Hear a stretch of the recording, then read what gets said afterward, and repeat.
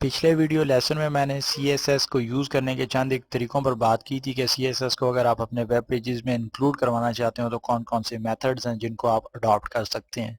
इस video lesson में मैं CSS के बेसिक सिंटैक्स पे बात करूंगा कि CSS कैसे बनती है और इसको कैसे आप यूज़ करके अपने वेब पेजेस की फॉर्मेटिंग शुरू कर सकते हैं। तो आइए इसकी शुरुआत करते हैं। मेरे सामने ये बेसिक पेज डॉट HTML की एक फ़ाइल पड़ी हुई है, इसको मैं डबल क्लिक करके ओपन करता हूँ और उम्मीद करता हूँ कि अभी तक ये जो स्क्रीन पे आप वेब पेज देख रहे हैं, इतना वेब पेज तो आपको बनाना आ गया होगा। इसमें कोई ख़ास डिफ़िकल्टी वाली बात नहीं है। इसको मैं नोटपैड के प्रोग्राम में भी ओपन करता हूं ताकि हम देखें कि ये वेब पेज कैसे बना हुआ है। और यहाँ पे आप देख रहे हैं कि ये वेब पेज बेसिकली इसमें मैंने कुछ डिविजन्स जो हैं वो यूज़ किए हैं, 5-6 जगह पे div का टैग यूज़ किया है। तो इस वेब पेज को हमने कई डिविजन्स में डिवाइड कर दिया है, तकसीम कर दिया है। यहाँ पे सबसे पहले तो हम देखते हैं कि इस वेब पेज को हमने एक CSS की मदद से लिंक करवाना है या CSS की मदद से हमने इसकी वेब पेज की फॉर्मेटिंग करनी है। तो उसके लिए ज़ाहिर बात है मुझे CSS की एक फ़ाइल बनानी पड़ेगी। तो इसके लिए मैं न्यू के बटन पे क्लिक करता हूँ और यहाँ से मैं कंट्रोल S की शॉर्टकट की प्रेस करूँगा ताकि हमारे सामने ये सेव एज़ का डायलॉग बॉक्स आए। फाइल नेम में मैं theme.css देता हूँ। इस फाइल का नाम जो है वो मैं theme.css रखता हूँ ताकि कंप्यूटर समझ सके कि ये एक CSS की फ़ाइल है या कैस्केडिंग स्टाइल शीट की फ़ाइल है। यहाँ पे सबसे पहले हम एक बॉडी का बॉडी का सिलेक्टर यहाँ पे टाइप करते हैं। CSS में जब आप किसी भी टैग की फॉर्मेटिंग करना चाहें तो जितने भी टैग्स आप HTML में यूज़ कर सकते हैं, तकरीबन तमाम की फॉर्मेटिंग आप CSS की मदद से कर सकते हैं। सिंपल आपने करना ही है कि आपने उस टैग का नाम लिखना है और उसके बाद 2 कर्ली ब्रेसेस टाइप करनी है, ओपनिंग और क्लोजिंग कर्ली ब्रेस, और उसके दरमियान में जो भी आप CSS की प्रॉपर्टीज़ लिखेंगे तो CSS जो आपका वेब ब्राउज़र है वो उसको उसी हिसाब से उसकी फॉर्मेटिंग करेगी। यहाँ पे मैंने बॉडी का सिलेक्टर लिखा या बॉडी का टैग लिखा। आप देख रहे हैं कि हमने इस वेब पेज में बॉडी का टैग यूज़ भी किया जो कि हमारे कंटेंट को एनक्लोज करने के लिए यूज़ हो रहा है। तो यहाँ पे मैंने बॉडी का टैग लिखा और इसकी हम एक प्रॉपर्टी यूज़ करते हैं बैकग्राउंड कलर की। इस वीडियो लेसन में मैं ये आपको नहीं बता रहा कि किस प्रॉपर्टी की मदद से आप कौन सा रिज़ल्ट अचीव कर सकते हैं। यहाँ पे सिंपल मैं बेसिक सिंटैक्स की बात करूँगा कि CSS को कैसे यूज़ करना आप शुरू कर सकते हैं और उसके बाद इंशाल्लाह अगले वीडियो लेसन में मैं कोशिश करूँगा कि आपको जो CSS के जो मज़ीद पावरफुल किस्म की प्रॉपर्टीज़ हैं या जो उनके रिज़ल्ट्स हैं उसके बारे में बता सकूँ। तो यहाँ पे मैंने बैकग्राउंड कलर की एक प्रॉपर्टी लिखी और इसकी वैल्यू जो है वो ग्रे दी है और उसके बाद मैं कमेंट आउट करता हूँ, कमेंट करता हूँ यहाँ पे। जैसे आप HTML में कमेंट्स यूज़ कर सकते हैं, CSS में भी आप कमेंट्स यूज़ कर सकते हैं। और इस प्रॉपर्टी को लाइन को मैं इसलिए लिख रहा हूँ कि मैं ये देखना चाह रहा हूँ कि हमारे दोनों जो वेब पेज जो CSS की फ़ाइल है और जो वेब पेज है ये आपस में लिंक होंगे या नहीं। तो उसके लिए मैंने अब कमेंट लिख रहा हूँ यहाँ पे कि CSS की मैं चेक करना चाह रहा हूँ। तो कमेंट स्टार्ट करने के लिए आपको बैकस्लैश की यूज़ करनी पड़ेगी और उसके बाद आपको एस्ट्रिक्स का निशान जो कि आप देख सकते हैं कि आपके कीबोर्ड के ऊपर शिफ्ट की मदद से अगर आप 8 की की को प्रेस करेंगे तो आपके सामने ये एस्ट्रिक्स या स्टार का निशान जो है वो अपीयर हो जाएगा। और उसके बाद आप जहां भी जितना भी कमेंट लिखना चाहें वो आप कमेंट लिख सकते हैं और कमेंट को क्लोज करने के लिए आपको रिवर्स ऑर्डर में पहले एस्ट्रिक्स लिखना पड़ेगा और उसके बाद बैकस्लैश आप टाइप करेंगे तो यहाँ पर आपका कमेंट कंप्लीट हो जाएगा और उसके बाद बाकी जो फाइल है वो CSS उसको उसी हिसाब से ट्रीट करेगा। चूंकि एक एक्सटर्नल स्टाइल शीट है तो इसको हम लिंक करवाएंगे, जब तक हम लिंक नहीं करवाएंगे हमारी फॉर्मेटिंग जो है वो अपीयर नहीं होगी। तो एक्सटर्नल स्टाइल शीट को लिंक करने के लिए मैं लिंक का टैग लिखता हूँ और फिर इसका एट्रीब्यूट रेल, इसकी जो वैल्यू है वो मैं स्टाइल शीट लिखूंगा और उसके बाद अगला जो एट्रीब्यूट है वो टाइप का है और इसकी वैल्यू मैं लिखता हूँ टेक्स्ट ओब्लिक CSS। और जो तीसरा रेफरेंस का जो एट्रीब्यूट है href का उसको मैं उसकी वैल्यू लिखता हूँ theme.css। चूँकि हमने अपनी फाइल को theme.css का नाम दिया और ये सेम उसी फोल्डर में मौजूद है तो इस वजह से सिंपल मैं theme.css लिखूंगा और इस टैग को जब क्लोज करूँगा तो हमारा यहाँ पर ये लिंकिंग जो है वो इस CSS के साथ इस वेब पेज की कंप्लीट हो चुकी है। और इसको चेक करने के लिए मैं वेब पेज में आता हूँ, रिफ्रेश के बटन पे क्लिक करता हूँ तो आप देख रहे हैं कि सडनली हमारे सामने एक चेंज अपीयर हो रहा है, हमें एक तब्दीली नज़र आ रही है। तो इसका मतलब ये है कि हमारी फाइलें जो हैं वो वेब पेज की फ़ाइल CSS के साथ सक्सेसफुली लिंक हो चुकी है। तो इस लिंक के बाद मैं इस टैग को अगर चाहूँ तो डिलीट कर सकता हूँ क्योंकि मुझे अब श्योर हो चुका है कि हमने ये दोनों फाइलें जो है वो बिल्कुल सही तरीके से आपस में लिंक कर दी हैं। और CSS को स्टार्ट करने के लिए अगर आप चाहें तो अपनी मर्ज़ी से ऊपर कमेंट वगैरह भी लिख सकते हैं, इसका जो पर्पज़ है वो डिफ़ाइन कर सकते हैं। जैसे कि यहाँ पे मैं अगर चाहूँ तो लिख सकता हूँ कि बेसिक CSS फाइल, मैंने कमेंट को स्टार्ट करने के लिए बैकस्लैश और फिर एस्ट्रिक्स यूज़ किए हैं, और उसके बाद जितना भी मैं जहाँ तक मैं यूज़ करना चाहूँ कमेंट को मैं लिख सकता हूँ, लाइनें लिख सकता हूँ, और उसके बाद जैसे ही मैं एस्ट्रिक्स और बैकस्लैश की दोबारा टाइप करूँगा तो यहाँ पे हमारा ये कमेंट जो है वो कंप्लीट हो जाएगा। तो कमेंट्स को ज़रूर यूज़ कीजिए जहाँ पे आप को लगे कि फ्यूचर में अगर आप दोबारा वापस आए तो आपको यहाँ पे कंफ्यूजन होगी कि इसको मैंने कैसे यूज़ किया था, इस CSS की प्रॉपर्टी को या इस वैल्यू को। तो कमेंट जो है, बेहतर कमेंट करना और जो नेसेसरी जगह हैं वहाँ पे कमेंट करना आपके लिए बहुत ज़्यादा हेल्पफुल रह सकता है। मैंने आपको पहले बताया था कि CSS में हम किसी भी टैग को जो कि हम HTML में यूज़ करते हैं उसकी फॉर्मेटिंग कर सकते हैं। तो हम अगर चाहें तो कोई भी टैग यूज़ कर सकते हैं, बल्कि हम यहाँ पे बॉडी का टैग ही दोबारा एक दफ़ा लिख लेते हैं, और इसको मैं कर्ली ब्रेस के साथ स्टार्ट करूँगा, ओपनिंग कर्ली ब्रेस और क्लोजिंग कर्ली ब्रेस, और इसके दरमियान में हम CSS की जो इसकी प्रॉपर्टीज़ हैं सिलेक्टर की वो मैं लिखूँगा। इसका मैं जो बैकग्राउंड कलर है लिखता हूँ। बैकग्राउंड कलर की इस प्रॉपर्टी को मैं एक वैल्यू देता हूँ, हेक्साडेसिमल वैल्यू यहाँ पे मैं टाइप करना चाह रहा हूँ, तो उसके लिए मैं हैश का निशान टाइप करता हूँ और उसके बाद 6F टाइप करूँगा। तो यहाँ पे हम एक बैकग्राउंड कलर जो है वो दे रहे हैं इसको। और किसी भी प्रॉपर्टी को जब आप क्लोज करने जा रहे हो तो उसके लिए आपको आखिर में सेमी कॉलन जो है वो लाजमी लिखना चाहिए। जैसे आप सेंटेंसेस को इंग्लिश में आप सेंटेंसेस को क्लोज करने के लिए या उनको ख़त्म करने के लिए पीरियड या डॉट का निशान लगाते हैं, इसी तरह जब आप CSS में किसी भी प्रॉपर्टी को क्लोज कर रहे हो, उसकी एंडिंग करने जा रहे हो, तो उसके लिए आपको आखिर में सेमी कॉलन लाजमी टाइप करना होगा। और यहाँ पे 6F टाइप करने के बाद मैं सेमी कॉलन लिखता हूँ, तो CSS समझ जाएगा कि यहाँ पे हमारी एक प्रॉपर्टी क्लोज हो चुकी है और इसके बाद हो सकता है कि आगे हम नेक्स्ट प्रॉपर्टी भी लिखें। तो अपने दिमागों में जो है इस बात को बिठा लें कि जब भी आप CSS की प्रॉपर्टी को किसी प्रॉपर्टी को क्लोज करने जा रहे हो तो उसके लिए आपको आखिर में सेमी कॉलन लाजमी यूज़ करना है। इसके बाद मैं अगली प्रॉपर्टी जो है वो यूज़ करता हूँ कलर की, और इसकी भी मैं एक हेक्साडेसिमल वैल्यू लिखूंगा, तो उसके लिए मैं हैश लिखता हूँ, और यहाँ पे मैं 6 ज़ीरोज़ टाइप करने के बाद सेमी कॉलन से इस प्रॉपर्टी को क्लोज कर दूंगा। अब अगर मैं वेब पेज में आके रिफ्रेश करूँ तो आप देखेंगे कि आपको कोई ख़ास फ़र्क महसूस नहीं हो रहा। उसकी वजह यह है कि हमने जो वैल्यूज़ हैं ये डिफ़ॉल्ट ऑर्डर में हमने सेलेक्ट कर दी हैं। अगर मैं यहाँ पे ऊपर वाली प्रॉपर्टी से बैकग्राउंड को डिलीट कर दूँ और नीचे वाली प्रॉपर्टी में बैकग्राउंड और उसके बाद डैश कलर टाइप कर दूं, तो हमने ये जो वैल्यूज़ हैं इनको स्विच ओवर कर दिया, यानी कि जो 6F की वैल्यू थी वो हमने ऊपर ले गए हैं, और जो वैल्यू बैकग्राउंड कलर की थी वो वापस नीचे ले आए हैं। तो अब अगर मैं यहाँ पे चेंज इसको रिफ्रेश करूँ तो आप देखेंगे कि आपके सामने एक चेंज आ रहा है। जो टेक्स्ट है वो वाइट हो चुका है और जो बैकग्राउंड है वो ब्लैक हो चुका है। तो इससे मुराद ये है कि जो कलर की प्रॉपर्टी है वो रिप्रेजेंट करती है टेक्स्ट को। जी, जो कलर की प्रॉपर्टी है वो रिप्रेजेंट करती है टेक्स्ट को, और जो बैकग्राउंड कलर है वो रिप्रेजेंट करती है, ज़ाहिर बात है, बैकग्राउंड कलर को। तो जो डिफ़ॉल्ट वैल्यू है वो तो हमारे डिफ़ॉल्ट जो वेब ब्राउज़र हैं उसमें जो वैल्यू होती है कि बैकग्राउंड हमेशा वाइट होता है और टेक्स्ट जो है वो ब्लैक कलर में होता है। लेकिन यहाँ पे हमने CSS की मदद से इस प्रॉपर्टी को या इस बिहेवियर को चेंज कर दिया है। और 6F जो है ये हेक्साडेसिमल वैल्यू है कलर की, इससे मुराद है प्योर वाइट, और जो 6 ज़ीरोज़ हैं इससे मुराद है प्योर ब्लैक। तो इसके दरमियान में अगर आप चेंजेस करना चाहें तो आप चेंजेस कर सकते हैं, या फिर अगर आप हेक्साडेसिमल वैल्यू को याद नहीं रख सकते या किसी ख़ास कलर के पीछे नहीं है, स्पेसिफिक कलर के ख्वाहिशमंद नहीं है, तो आप जो आम रंग हैं वो भी यूज़ कर सकते हैं। जैसे कि रेड कलर अगर मैं यूज़ करना चाहूँ तो सिंपल यहाँ पे मैं रेड लिखूंगा, CSS समझ जाएगा कि यहाँ पे जो टेक्स्ट है उसको हम रेड करवाना चाहते हैं। और रिफ्रेश जैसे ही मैं करूँगा तो आप देख रहे हैं कि हमारा जो टेक्स्ट का रंग है वो तब्दील हो चुका है, सुर्ख रंग में हमारे सामने अपीयर हो रहा है।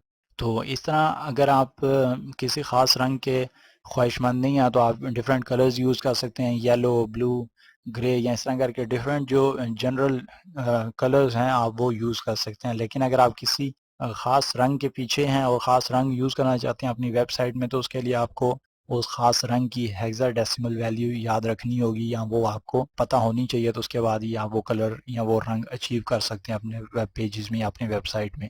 यहाँ पे मैं google.com की इस वेब पेज पे आता हूँ और यहाँ पे हेक्स कलर कोड्स टाइप करूँगा तो मेरे सामने ये डिफरेंट ऑप्शंस आ रही हैं। यहाँ से मैं किसी भी वेब पेज, चंद एक वेब पेजेस को ओपन करते हैं और देखते हैं कि हमारे पास क्या क्या ऑप्शंस हैं। यहाँ पे आप देख रहे हैं कि इनकी डिफरेंट कलर वैल्यूज़ हैं। बल्कि इस दूसरी वेबसाइट में देखते हैं, हमारे पास ये एक HTML कलर पिकर फ़ोटोशॉप की तरह हमारे सामने अपीयर हो रहा है। यहाँ से अगर मैं चाहूँ तो इसके वैल्यूज़ जो हैं वो मैं चेंज कर सकता हूँ और अपना डिज़ायर्ड रिज़ल्ट जो है या डिज़ायर्ड कलर जो है वो मैं उसकी हेक्साडेसिमल वैल्यू के बारे में इंफॉर्मेशन ले सकता हूँ। जैसे मैं यहाँ पे चेंज कर रहा हूँ तो आप देख रहे हैं कि हेक्साडेसिमल वैल्यू यहाँ पर चेंज हो रही है। इसको मैं कट करता हूँ और उसके बाद वापस नोटपैड प्लस प्लस के इस एडिटर में आऊँगा और इस वैल्यू को यहाँ पे मैं अगर चेंज कर इसको पेस्ट करता हूँ, शुरू में इसके हैश का निशान टाइप करते हैं, शिफ्ट और 3 की आप प्रेस करेंगे तो हैश का निशान आपके सामने अपीयर हो जाएगा।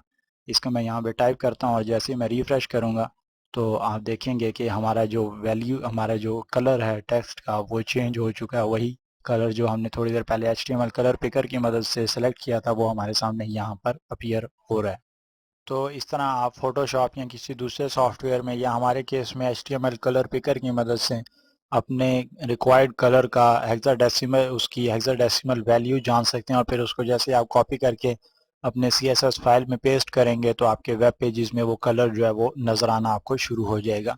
यहाँ से मैं एक डिफरेंट बैकग्राउंड कलर का इंतखाब करना चाहता हूँ तो मैं येलोइश किस्म का, लाइट येलो किस्म का कलर यहाँ पे सेलेक्ट करता हूँ और फिर इसकी हेक्साडेसिमल वैल्यू को कॉपी करने के बाद मैं CSS के इस फाइल में पेस्ट करूँगा और सेव करने के बाद जैसे मैं रिफ्रेश करता हूँ तो आप देखेंगे कि हमारा जो वैल्यू है उसके हिसाब से कलर तो चेंज हो गया, लेकिन यहाँ पे कंट्रास्ट, कोई अच्छा कंट्रास्ट नहीं बन पा रहा। तो मैं इसको दोबारा वापस जाता हूँ HTML कलर पिकर के इस वेब पेज पे और यहाँ पर मैं एक डिफरेंट कलर का इंतखाब करता हूँ और उसको मैं यहाँ पे जब दोबारा मैं पेस्ट करूँगा तो देखते हैं कि ये आया, हमारा कंट्रास्ट बेहतर बन पाता है या नहीं।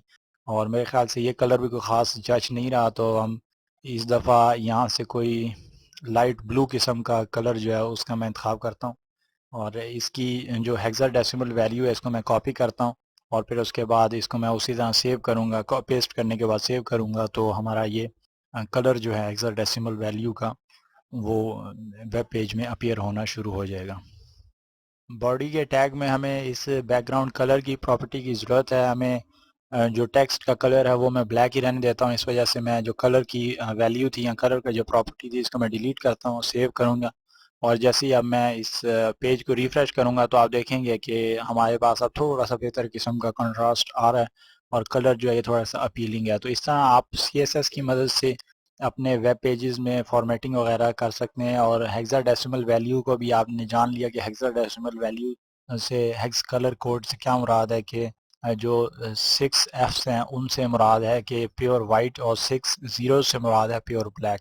तो आप इन्हीं वैल्यूज़ में, इन्हीं जो आपके पास ऑप्शंस हैं, इन्हीं को चेंज करके आप डिफरेंट किस्म के कलर्स जनरेट कर सकते हैं या फिर अगर चाहें तो फोटोशॉप या किसी दूसरे सॉफ्टवेयर की मदद से अपने रिक्वायर्ड कलर्स की इंफॉर्मेशन हासिल करने के बाद उनको जैसे आप CSS में यूज़ करेंगे तो आपके वो वेब पेजेस जो हैं वो उसी कलर से मुज़य्यन हो जाएंगे जैसे कि आप उसको देखना चाहते थे। तो अब इन वैल्यूज़ पे, इन हेक्साडेसिमल के कॉन्सेप्ट पे बात करने के बाद अब हम दोबारा बढ़ते हैं इस वेब पेज की जानिब। बेसिक पेज डॉट HTML के इस वेब पेज को मैं ओपन करता हूँ और इस दफ़ा हम देखते हैं कि हम किसी और टैग को फॉर्मेट कर सकते हैं या नहीं। तो मैं इस वेब पेज को दोबारा एक्सपेंड करता हूँ ताकि हम सारे पेज को क्लियरली देख सकें और इस दफ़ा हम डिविजन्स को फॉर्मेट करना चाहेंगे। आप देख रहे हैं कि इस वेब पेज में मैंने 4 या 5 जगहों पर डिविजन्स यूज़ किए हैं और मैंने आपको CSS बताया भी था कि CSS में जब आप किसी भी वेब पे किसी भी टैग को फॉर्मेट करना चाह रहे हो तो आप उसको फॉर्मेट कर सकते हैं। ज़्यादातर जितने भी टैग्स आप HTML में यूज़ करेंगे आप CSS में उनकी फॉर्मेटिंग भी कर सकते हैं। तो यहाँ पे हम इस वक्त डिव के इस टैग को, डिव एंड डिविजन्स को फॉर्मेट करना चाहते हैं तो उसके लिए सिंपल मैं यहाँ पे div लिखूँगा क्योंकि डिव टैग कोई हम फॉर्मेटिंग करना चाहते हैं तो डिव का मैं सिलेक्टर यहाँ पर लिखता हूँ, div लिखूँगा। उसके बाद जैसे ही मैं कर्ली ब्रेस टाइप करूँगा ओपनिंग और क्लोजिंग और इसके दरमियान में अगर मैं प्रॉपर्टीज़ को चेंज करना चाहूँ तो इस डिव की या इस डिव सेलेक्टर की प्रॉपर्टी को मैं चेंज करता हूँ। बैकग्राउंड कलर को ही मैं चेंज करता हूँ। हम एक सिंपल सी प्रॉपर्टीज़ पे बात करेंगे, बैकग्राउंड कलर कॉलन, और उसके बाद इसकी वैल्यू को हम रेड कर देते हैं सेमी कॉलन से। मैंने क्लोज किया इस प्रॉपर्टी को और उसके बाद जो इसका टेक्स्ट का कलर है वो मैं वाइट कर देता हूँ। अब अगर मैं रिफ़्रेश करूं वेब पेज को तो आप देखेंगे कि जहां जहां पर हमने डिविजन्स यूज़ किया या डिव का टैग यूज़ किया वो तमाम हिस्सा जो है हमारे सामने इस तरह फॉर्मेट होता हुआ हमें नज़र आ रहा है। तो हो सकता है कि आपका रिक्वायर्ड रिज़ल्ट जो है, जो आप चाह रहे हो, वो यही हो कि आप तमाम डिविजन्स को फॉर्मेट करना चाह रहे हो। तो उस केस में तो ये बहुत ही आपके लिए सिंपल सा टैग, सिंपल सी फॉर्मेटिंग थी, कोई ख़ास इसमें आपको थिंकिंग की ज़रूरत नहीं पड़ी। लेकिन मोस्ट ऑफ द टाइम ऐसा नहीं होता कि आप तमाम की तमाम डिविजन्स को या डिव्स को एक ही तरीके से फॉर्मेट करना चाह रहे हो। आपको किसी एक ख़ास डिव को या किसी एक ख़ास डिवीज़न को आप जो है वो फ़ोकस करना चाह रहे होते हैं। जैसे कि हम यहाँ पे देख लेते हैं कि हम इस वेब पेज में हमारे पास काफ़ी ज़्यादा डिवीजन्स अवेलेबल हैं, तो हम किसी एक ख़ास डिवीज़न को अगर फ़ोकस करना चाह रहे हो और सिर्फ उसी के ऊपर ये फॉर्मेटिंग अप्लाई करना चाह रहे हो, तो उसके लिए हमें क्या मेथड यूज़ करना पड़ेगा CSS में। यहाँ पे मेरे सामने काफ़ी ज़्यादा डिवीजन्स अवेलेबल हैं और मेरे ख़्याल से हम यहाँ पे महमूद टी स्टॉल की जो हेडिंग है या जो इसकी मेन डिवीज़न है, जो सबसे ऊपर टॉप डिवीज़न है, उसको हम यूज़ करेंगे। और उसको CSS में हम फॉर्मेट करने के लिए सबसे पहले तो मैं यहाँ पे देखते हैं कि इसकी आईडी, हमने आईडी का एट्रीब्यूट जो है इस डिवीज़न को अलग एलोकेट किया या नहीं किया। तो CSS में आपने देखा था कि हम टैग्स को जो है हम फॉर्मेट कर सकते हैं। तो उसके बाद अब जब हमने डिवीजन्स को फॉर्मेट करना है, उनमें किसी एक ख़ास डिवीज़न को फॉर्मेट करना हो, तो उसके लिए हमें उसके एट्रीब्यूट्स को जो है उसको फोकस करना होगा, उसको उस पर कंसंट्रेट करना होगा। और यहाँ पे हम जो ऊपर वाली, अगर हम डिवीज़न को फॉर्मेट करना चाह रहे हैं, तो इसका हमें एट्रीब्यूट देखना होगा कि हमने इसको कोई एट्रीब्यूट दिया है आईडी या क्लास का या नहीं। और यहाँ पे आप देख रहे हैं कि हमने इसको एक एट्रीब्यूट दिया है हेडर का, और हम इस एट्रीब्यूट की मदद से अब इस डिवीजन को फॉर्मेट करेंगे। तो जब आपने किसी डिवीजन को आईडी का एट्रीब्यूट दिया हो, तो आईडी के एट्रीब्यूट को फोकस करने के लिए या CSS को बेहतर तरीके से ये बताने के लिए कि आप इस ख़ास डिवीज़न पर काम करना चाहते हैं, तो उसके लिए आपको हैश का सिंबल यूज़ करना होगा। आईडी, जब आपने अपनी डिवीज़न को आईडी का एट्रीब्यूट दिया, तो उसके लिए आप हैश का सिंबल यूज़ करेंगे और उसके बाद उस आईडी का जो वैल्यू है उसको आप टाइप कर देंगे। यहाँ पे हमने हेडर की वैल्यू यूज़ की हुई थी इस वेब पेज में, तो अगर मैं यहाँ पे हैश के बाद हेडर लिखूँ और उसके बाद इस वेब पेज को, इस CSS फाइल को सेव करने के बाद मैं वेब पेज को रिफ्रेश करूं, तो आप देखेंगे कि हम सिर्फ एक ही हेडिंग को या एक ही डिवीजन को फोकस कर रहे हैं, सिर्फ उसी के ऊपर हम फॉर्मेटिंग अप्लाई करवा रहे हैं। तो इस तरह यहाँ पर ये बात आपने जो है वो नोट करनी है कि जब आप किसी डिवीजन की आईडी को फोकस करना हो या उस खास डिवीजन को फोकस करना हो जिसका एट्रीब्यूट जो है वो आईडी हो, तो उसके लिए आप हैश का सिंबल यूज करेंगे और उसके बाद उसकी वैल्यू जो आपने आईडी एट्रीब्यूट में दी थी वो टाइप करेंगे, तो आप उस खास डिवीजन तक पहुंच जाएंगे CSS में। यहाँ पे हम इस बेसिक पेज में वापस आते हैं और देखते हैं कि कोई और डिवीज़न ऐसी है जिसको हम चेंज कर सकें। तो मैं यहाँ पे बेसिक पेज में थोड़ा सा नीचे स्क्रॉल करता हूँ। यहाँ पे हम कोई डिवीज़न देखते हैं जिसकी हमने आईडी जो है वो कोई वैल्यू उसकी दी हो। यहाँ पे आईडी मेन है, इस पे मैं इसको बल्कि अभी फ़िलहाल नहीं चेंज करते, हम दूसरे वैल्यू कोई और ढूंढते हैं, इसकी किसी और डिवीज़न पे हम फॉर्मेटिंग अप्लाई करते हैं। नीचे आप देख रहे हैं कि ये एक डिवीज़न है जिसकी आईडी फुटर है, आईडी एट्रीब्यूट है और इसकी वैल्यू फुटर है। और इसको अगर मैं CSS के ज़रिए फॉर्मेट करना चाहूँ, इसकी फॉर्मेटिंग या स्टाइल है इस पे कोई लगाना चाहूँ, तो उसके लिए सिंपल मैं शुरू में हैश लिखूँगा और फिर इस आईडी की जो वैल्यू थी वो मैंने यहाँ पे टाइप कर दी, जो कि फुटर है। और इसके बाद जैसे ही मैं इसको सेव करने के बाद रिफ्रेश करूँगा, तो आप देखेंगे कि वो फॉर्मेटिंग जो कि थोड़ी देर पहले हमारे हेडर पे अप्लाई हो रही थी, वो नीचे फुटर के हिस्से पे अप्लाई हो रही है। तो इस तरह आप CSS में अगर किसी डिवीजन की फॉर्मेटिंग करना चाह रहे हो, तो आपको उसकी आईडी की वैल्यू जो है वो याद रखनी होगी, वो नोट करनी होगी। आईडी की जो वैल्यू है, अगर आप उसको उस हिसाब से फॉर्मेट करना चाह रहे हो, तो उसके लिए आपको शुरू में हैश का निशान और फिर उसकी एट्रीब्यूट की जो वैल्यू है वो टाइप करेंगे, तो आप उस ख़ास डिवीजन तक पहुंच जाएंगे और उसकी फॉर्मेटिंग कर सकते हैं। यहाँ पे आप देख रहे हैं कि हमने एक एट्रीब्यूट क्लास का दिया है इस डिवीजन को, और इसके अलावा एक एट्रीब्यूट यहाँ पे है क्लास का इस डिवीजन में, और इसके अलावा H3 में हमारे एक क्लास का एट्रीब्यूट दिया हुआ है। तो काफ़ी जगह पे इस वेब पेज पे हमने क्लास के एट्रीब्यूट जो हैं वो स्प्रेड किए हैं, स्प्रिंकल किए हैं यहाँ पे। अब अगर मैं किसी ख़ास डिवीजन को फॉर्मेट करना चाहूँ जिसका एट्रीब्यूट आईडी ना हो, बल्कि उसको मैं क्लास से फॉर्मेट करना चाह रहा हूँ, तो उसके लिए मैं डॉट या पीरियड का सिंबल जो है वो टाइप करूँगा और फिर उसके बाद उस क्लास की जो वैल्यू है वो मैं टाइप कर दूंगा। जैसे यहाँ पे आप देख रहे हैं कि टी टाइप्स की जो वैल्यू है ये मैंने टाइप कर दी है, यानी कि मैं इस आईडी को फोकस करना चाह रहा हूँ। इसको मैं जैसे ही सेव करने के बाद CSS फाइल को रिफ्रेश करूँगा तो आप देख रहे हैं कि हम इस खास हिस्से में एक खास डिवीजन को जो है वो फॉर्मेट कर रहे हैं। तो फ़र्क ये है कि जब आप किसी डिवीजन की आईडी को फोकस करना चाहते हो, उसकी आईडी एट्रीब्यूट की मदद से उसकी फॉर्मेटिंग करना चाह रहे हो CSS में, तो आपको उसकी आईडी एट्रीब्यूट की वैल्यू से पहले जो है हैश का सिंबल टाइप करना पड़ेगा। और अगर आप किसी क्लास को फॉर्मेट करना चाह रहे हो या किसी डिवीजन क्लास को फॉर्मेट करना चाह रहे हो तो उसके लिए फिर आपको शुरू में क्लास के लिए पीरियड या डॉट का निशान लगाना पड़ेगा। उसके बाद आप उस क्लास की वैल्यू जो है वो टाइप करेंगे तो आप उस ख़ास डिवीज़न को फॉर्मेट कर सकते हैं। अब यहाँ पे हो सकता है ये थोड़ी सी बात आपके लिए कंफ्यूजिंग हो, लेकिन जब आप प्रैक्टिस करेंगे, और मैं उम्मीद करता हूँ कि आप इस वीडियो लेसन के बाद खुद प्रैक्टिस करेंगे CSS के जो बेसिक सिंटैक्स है कि ये कैसे वर्क करता है, तो आपको बेहतर तरीके से ये जो कन्फ्यूजन है इसकी क्लियर हो जाएगी और आपको समझ लग जाएगा कि क्लास को फोकस करना हो तो उसके लिए आपको क्या सिंबल यूज़ करना पड़ेगा और हैश का सिंबल जो है वो कब यूज़ कर सकते हैं आप। अब अगर मैं किसी और क्लास को फॉर्मेट करना चाहूँ तो उसके लिए मैं वापस बेसिक पेज डॉट HTML में आता हूँ ताकि हम डिफरेंट क्लासेस को नोट कर सकें। यहाँ पे आप देख रहे हैं कि महमूद की एक क्लास अवेलेबल है, ये डिवीजन है और इसकी एक क्लास वैल्यू जो है वो महमूद है। तो हम इसको फॉर्मेट करेंगे। मैं थीम डॉट CSS में इसकी वैल्यू को चेंज करता हूँ, डॉट या पीरियड और टी टाइप्स को डिलीट करने के बाद मैं महमूद लिखूँगा। इसको मैं सेव करके रिफ्रेश करता हूँ तो आप देख रहे हैं कि हमारे पास वेब पेज में जो हिस्सा था महमूद की क्लास का, जो डिवीजन थी वहाँ पे फॉर्मेटिंग तो अप्लाई हो रही है, लेकिन ऊपर भी कई हिस्सों पर फॉर्मेटिंग अप्लाई हो गई है। तो कहीं हमने गलत कोड तो नहीं लिख दिया। दोबारा हम वापस जाते हैं बेसिक पेज डॉट HTML में और यहाँ पे आप देख रहे हैं कि डिवीजन के लिए तो हमने ठीक है महमूद की क्लास यूज़ की थी, लेकिन ऊपर भी कई हिस्से ऐसे हैं जहाँ पे हमने महमूद की क्लास यूज़ की है। जैसे कि स्पैन का टैग है, यहाँ पे हमने क्लास महमूद लिखा, और इसके अलावा H3 का टैग है, वहाँ पे भी क्लास महमूद लिखा।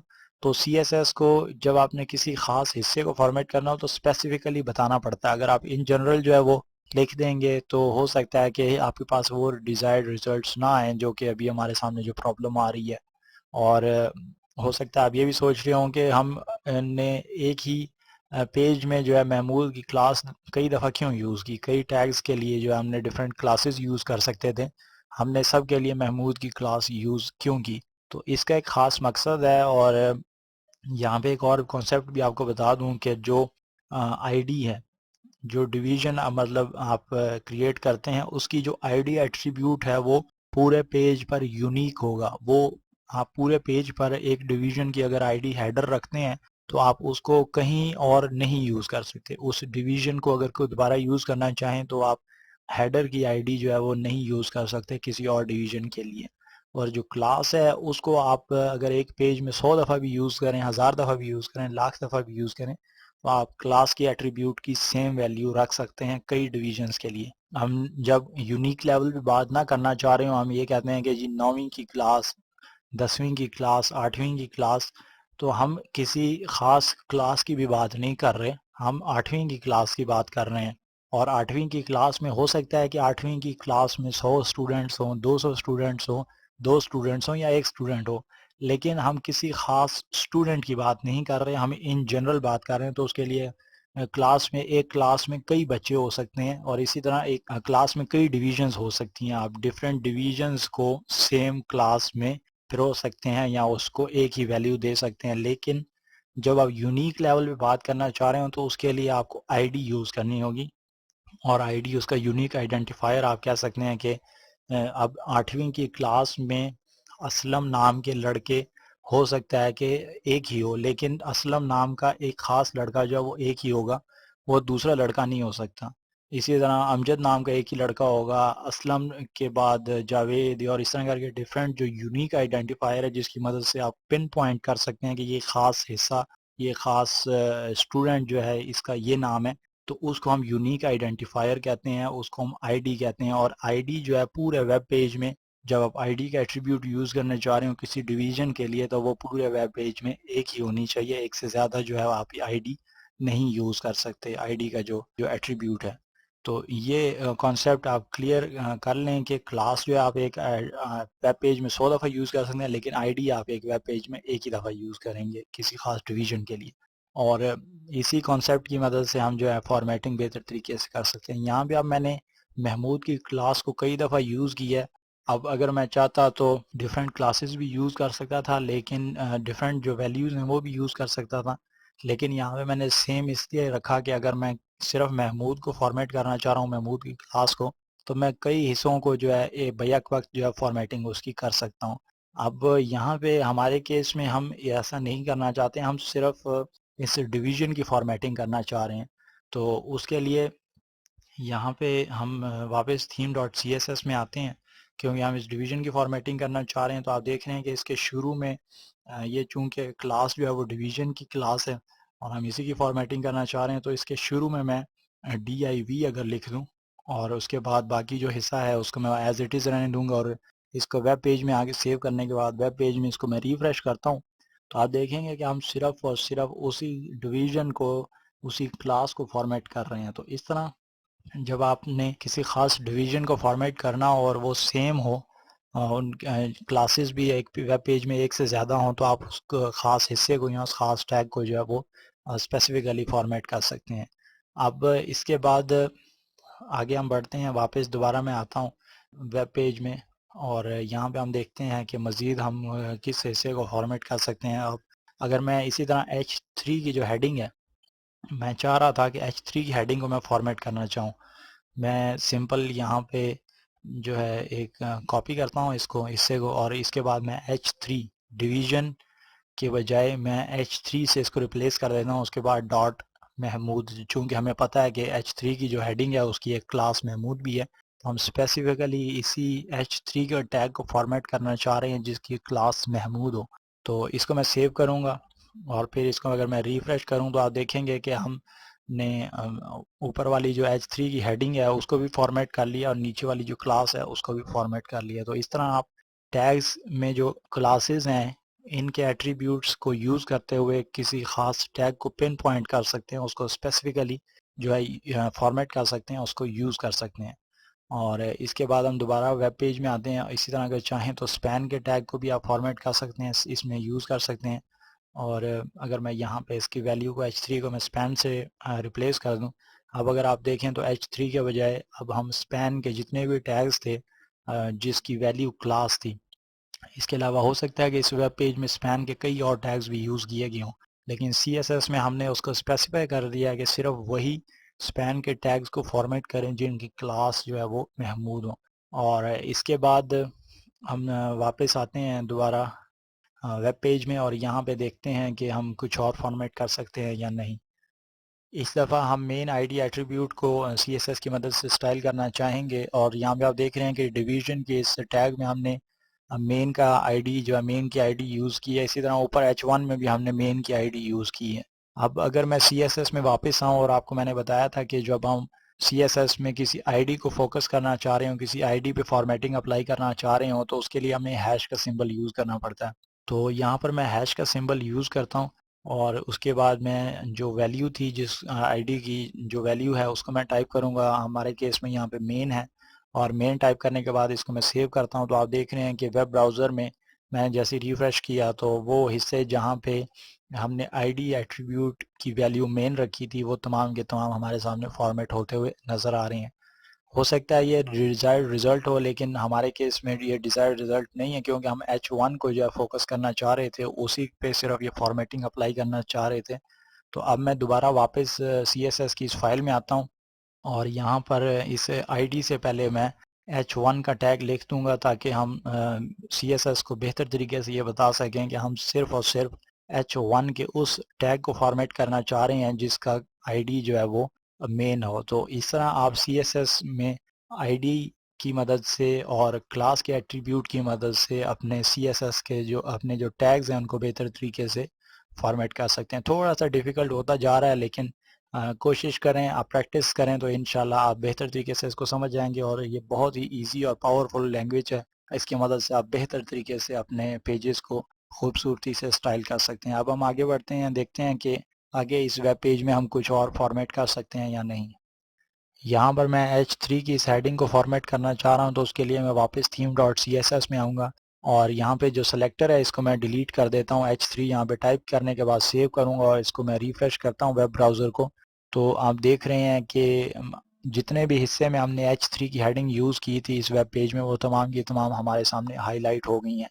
हम चूँकि एक ख़ास हिस्से को फॉर्मेट करना चाह रहे हैं, उसको फोकस करना चाह रहे हैं, तो उसके लिए मैं वापस बेसिक पेज डॉट HTML में आता हूँ और यहाँ पे आप देख रहे हैं कि इस H3 की हेडिंग जो है इसके ऊपर इसका पेरेंट कौन है। पेरेंट से मुराद ये है कि ये टैग जो H3 हम यूज़ कर रहे हैं ये किस टैग के अंदर इनक्लोज हुआ है। इसका पेरेंट जो है वो डिवीजन है जिसकी क्लास है टी टाइप्स। तो इस डिवीजन के अंदर हमने डिफरेंट जो टैग्स हैं उनको इनक्लोज किया, उसमें से एक टैग जो है वो H3 का है। और पेरेंटिंग का ये कॉन्सेप्ट है ये इसलिए अभी आपके लिए हेल्पफुल रहेगा क्योंकि बाज़ दफ़ा ऐसे होता है कि हमें हर टैग को तो क्लास या आईडी का एट्रीब्यूट नहीं उसको हम स्पेसिफाई कर सकते हैं, तो उसके लिए हम पेरेंटिंग की मदद से CSS में उसकी स्टाइलिंग कर सकते हैं, उसको स्टाइल कर सकते हैं। यहाँ पे आप देख रहे हैं कि हमने इनक्लोज किया हुआ H3 का टैग जो है वो इस टी टाइप की डिवीजन के अंदर जो है इनक्लोज हुआ है, तो इसका पेरेंट जो है वो टी टाइप्स हुआ और इसका जो चाइल्ड है वो H3 है और UL इसके दो चाइल्ड हैं ऊपर वाले क्लास के। तो ये भी आपने ध्यान में रखना है कि जब किसी डिवीजन के अंदर आप डिफरेंट टैग्स को इनक्लोज कर रहे हो तो वो उसका चाइल्ड होता है जो इनक्लोज हो रहा हो और जो इनक्लोज करता है वो उसका पेरेंट हो जाता है। यहाँ पे हमारा इस केस में ये जो पेरेंट है वो H3 का जो पेरेंट है वो टी टाइप्स की क्लास है और हम इसको CSS में स्टाइल करेंगे और CSS में हम इसको अगर सिंपल H3 लिखते हैं तो वो सब के सब पैराग्राफ पे जितने भी H3 के जो हेडिंग्स हैं उन पे वो फॉर्मेटिंग अप्लाई हो जाती है। लेकिन अगर हम यहाँ पे हमारे पास अब आईडी का एट्रीब्यूट भी नहीं है, इसके अलावा क्लास का एट्रीब्यूट भी नहीं है, तो अब हम पेरेंटिंग की मदद से जो है इस टैग को फॉर्मेट करेंगे। तो उसके लिए पेरेंटिंग को यूज़ करने के लिए सिंपल अगर मैं शुरू में यहाँ पे इसकी क्लास लिख दूँ और स्पेस दे के H3 लिखूँगा तो हम इस टैग को बेहतर तरीके से फॉर्मेट कर सकेंगे और इसी हिस्से को पिन पॉइंट कर सकते हैं। मैंने यहाँ पे डॉट क्लास लिखने के बाद स्पेस दी और H3 को टाइप किया। तो अब अगर हम वेब पेज को रिफ्रेश करें तो आप देखेंगे कि बल्कि ये तो सारी की सारी पेज से हेडिंग गायब, वो फॉर्मेटिंग गायब होगी। देखते हैं कहीं प्रॉब्लम तो नहीं है। मैं वापस बेसिक पेज डॉट HTML के इस पेज पे आता हूँ और यहाँ पे हम देख रहे हैं क्लास हमने यूज़ की है टी टाइप्स की और यहाँ पे थीम डॉट CSS में हमने क्या लिखा है इसके लिए भी मैं दोबारा वापस थीम डॉट CSS में आऊँगा। यहाँ पे आप देख रहे हैं कि मैंने गलत लिख दिया, मैंने डॉट क्लास लिख दिया, बल्कि यहाँ पे मुझे डॉट क्लास के बजाय डॉट टी टाइप्स लिखना चाहिए था।